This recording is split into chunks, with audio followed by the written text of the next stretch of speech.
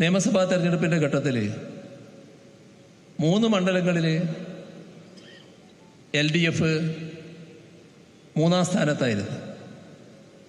അത് മഞ്ചേശ്വരത്തും കാസർഗോഡും പാലക്കാടുമായിരുന്നു.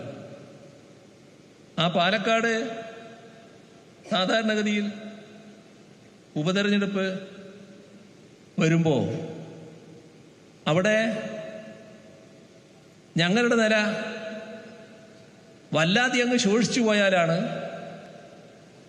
ഞങ്ങൾക്ക് വലിയ ക്ഷീണം സംഭവിച്ചു എന്ന് പറയാൻ പറ്റുക. പക്ഷേ കാണാൻ നമുക്ക് സാധിക്കുക, പാലക്കാട്ട് LDFന്റെ വോട്ട് വീതം കുറയല്ല ചെയ്തത്. UDF ജയിച്ചിട്ടുണ്ട്. നേരത്തെ UDF ആണ് ജയിച്ചത്. കഴിഞ്ഞ കുറച്ചു കാലമായി UDF ജയിക്കുന്ന മണ്ഡലമാണ്. അവിടെ LDFന്റെ വോട്ട് വീതം നല്ല നിലയിൽ തന്നെ വർദ്ധിപ്പിക്കാൻ കഴിയും. ഇതാണ് പാലക്കാട് ഉണ്ടായത്. ചേലക്കരയിലോ? ചേലക്കരയെ കുറിച്ച് കാണേണ്ടത്, ചേലക്കരയിൽ മത്സരിച്ച പ്രധാന സ്ഥാനാർത്ഥികൾ LDFന്റെയും UDFന്റെയും സ്ഥാനാർത്ഥികൾ. ആ സ്ഥാനാർത്ഥികൾ UDF സ്ഥാനാർത്ഥി തൊട്ടു മുന്നിൽ നടന്ന ലോക്സഭാ തെരഞ്ഞെടുപ്പിൽ അവിടെ മത്സരിച്ചതാണ്. ആ മത്സരിച്ച UDF സ്ഥാനാർത്ഥി ഇപ്പോ കഴിഞ്ഞ പാർലമെന്റ് തെരഞ്ഞെടുപ്പിൽ നേടിയ വോട്ട് നേടാൻ കഴിഞ്ഞോ? അവിടെ വോട്ട് കുറയാണ് ചെയ്തത്. സ്ഥാനാർത്ഥി 1, തെരഞ്ഞെടുപ്പ് 2. പക്ഷേ ഈ തെരഞ്ഞെടുപ്പിൽ അതേ സ്ഥാനാർത്ഥിക്ക് വോട്ട് കുറയുകയാണ് ചെയ്തത്. അതേസമയം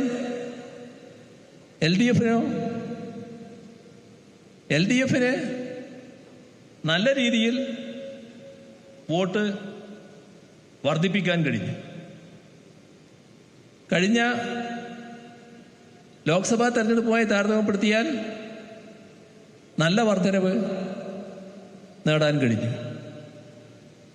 നല്ല ഭൂരിപക്ഷത്തോടെ വിജയിച്ചു വരാനും LDF സ്ഥാനാർത്ഥിക്കായി.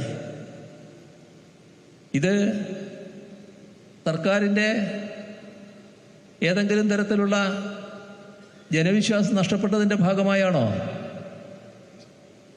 2016 ആദ്യ LDF സർക്കാർ രൂപം കൊള്ളുമ്പോൾ ചേലക്കരയിൽ മത്സരിച്ചിരുന്നത് ഇന്നിപ്പോൾ ജയിച്ച UR പ്രദീപ് തന്നെയാണ്.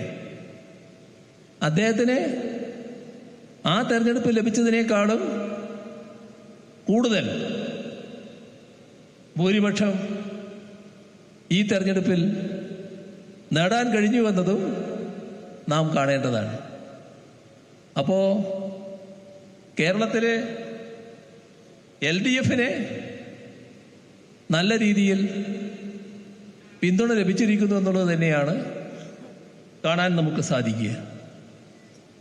അതേസമയം BJPയെക്കുറിച്ച് മഹാശക്തിയാണ് എന്ന് പറഞ്ഞു വരുത്താൻ ശ്രമിച്ചവരുണ്ടല്ലോ. ആ BJP വലിയ തോതിൽ പുറകോട്ട് പോയി എന്നതാണ് കാണാൻ നമുക്ക് കഴിയുക. BJPയുടെ പുറകോട്ട് പോക്കിൽ വർഗീയതയോട് ഒരു വിട്ടുവീഴ്ചയും ചെയ്യാതെ എല്ലാ ഘട്ടത്തിലും തത്വാധിഷ്ഠിതമായ സമീപനം സ്വീകരിക്കുന്ന LDFന്റെ സമീപനം ഏറ്റവും പ്രസക്തമായതാണ് എന്താണ് കാണാൻ നമുക്ക് കഴിയുക. ഇതാണ് നമ്മുടെ നാടിൻ്റെ ഒരവസ്ഥ. LDFനെ വലിയ തോതിൽ തകർക്കാൻ വേണ്ടി നടത്തുന്ന ശ്രമങ്ങളുണ്ട്. മറ്റു ഭാഗങ്ങളെക്കുറിച്ച് പറഞ്ഞതുകൊണ്ട് അതിലേക്കിപ്പോൾ ഞാൻ കൂടുതലായിട്ട് പോകുന്നില്ല. ഇതിനെല്ലാം തള്ളിക്കൊണ്ട് തന്നെ LDFനെ നല്ല രീതിയിൽ അംഗീകരിക്കുന്ന നിലപാടാണ് പൊതുവേ തെരഞ്ഞെടുപ്പിൽ ഉണ്ടായിട്ടുള്ളത്. വയനാട് നേരത്തെ രാഹുൽ ഗാന്ധി ജയിച്ചു വന്ന മണ്ഡലമാണ്. ഇപ്പോൾ പ്രിയങ്ക ഗാന്ധിക്കും അവിടെ വിജയം നേടാൻ കഴിഞ്ഞു എന്നതാണ് ഉണ്ടായിട്ടുള്ള കാര്യം. അപ്പോൾ LDFന് ഏതെങ്കിലും തരത്തിൽ ക്ഷീണമുണ്ടാക്കുന്ന ഒരു കാര്യവും സംഭവിച്ചില്ല എന്ന് മാത്രമല്ല, BJPക്ക് വലിയ തകർച്ചയുണ്ടായി. LDFന് കൂടുതൽ വോട്ട് നേടിക്കൊണ്ട് വിജയം ഉറപ്പിക്കാൻ ചേലക്കരയിൽ കഴിഞ്ഞു. പാലക്കാട് നേരത്തെ ഉള്ളതിനേക്കാളും കൂടുതൽ വോട്ട് സമ്പാദിക്കാൻ കഴിഞ്ഞു. BJPയുമായുള്ള നേരത്തെ ഉള്ള അകലം, അത് നല്ല രീതിയിൽ വോട്ടിൻ്റെ വ്യത്യാസം കുറച്ചു കൊണ്ടുവരാനും കഴിഞ്ഞു. ഇത് LDFന് കൂടുതൽ കരുത്തു പകരുന്ന ഒരു തെരഞ്ഞെടുപ്പ് ഫലമാണ്. ഇനി അങ്ങോട്ടുള്ള നാളുകളിൽ നമ്മുടെ നാട്ടിലെ ശക്തമായ നിലപാടുകൾ എടുത്തുകൊണ്ടുള്ള പ്രവർത്തനങ്ങൾ നടക്കേണ്ട ഒരു ഘട്ടമാണ്. ആ പ്രവർത്തനങ്ങൾക്ക് ഇവിടെ കോഴിക്കോട് സൗത്ത് ഏരിയയിൽ നേതൃത്വം കൊടുക്കാനുള്ള കെട്ടിടമാണ് നായനാർ ഭവൻ എന്ന രീതിയിൽ ഒരുങ്ങിയിട്ടുള്ളത്. ആ പ്രവർത്തനങ്ങൾ ഫലപ്രദമായി നടത്താൻ ഇവിടെ കേന്ദ്രമായിക്കൊണ്ട് സാധിക്കണം എന്ന് മാത്രം ഓർമ്മിപ്പിച്ചുകൊണ്ട് മറ്റു കൂടുതൽ കാര്യങ്ങളിലേക്ക് കടക്കാതെ ഈ കെട്ടിടത്തിൻ്റെ ഔപചാരികമായ ഉദ്ഘാടനം നിർവഹിച്ചതായി ഒരിക്കൽ കൂടി അറിയിച്ചുകൊണ്ട് അവസാനിപ്പിക്കുന്നു. നിങ്ങൾക്ക് എൻ്റെ അഭിവാദ്യങ്ങൾ.